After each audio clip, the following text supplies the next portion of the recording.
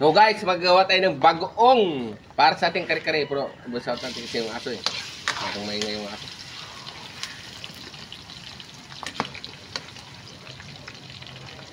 Lagyan natin sibuyas. Yung baka natin baka makalimutan. Wow, wow! Sili. Sili. Para gaganahan silang kumain. Ubus natin yan. Baka. Baka ilagay natin. Huwag mamoy kasi maraming kakain. Ito na.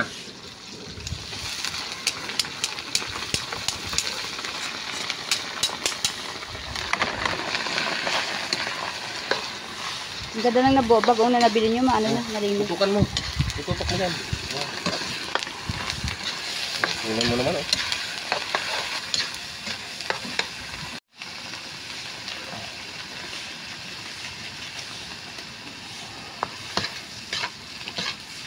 Bagong na yan. Ay, tsura pa lang. Parang original, no? Ang mangga. Ay, luto na. Huwag ka lang mag-ingay. Yan, ito yung damit natin na nag-trending. Sana mag-trending tayo ulit. Oy, siyempre!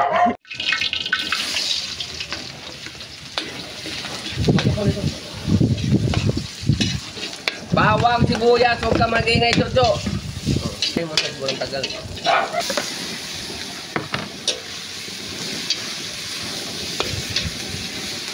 Harap.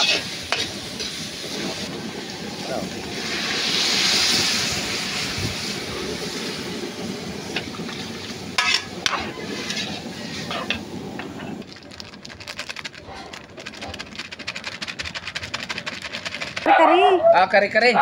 Kare-kare pala, kare-kare mix. Oh. Ito naman yung peanut butter natin, oh.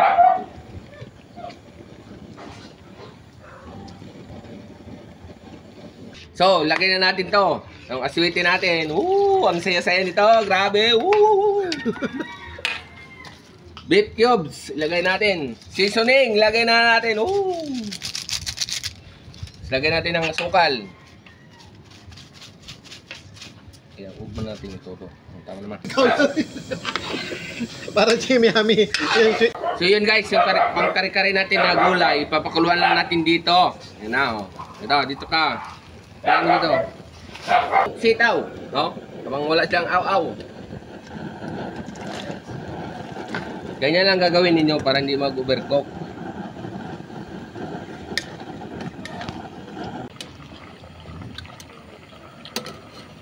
Okay na guys, okay na tong ano natin, sitaw.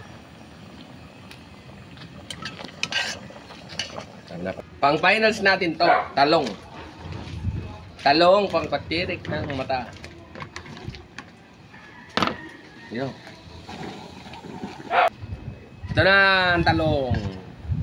Aw na natin.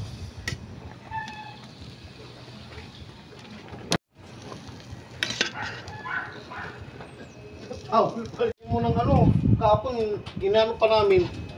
Naalala ko dati yung pinagalitan ako. Tinisi sa akin eh.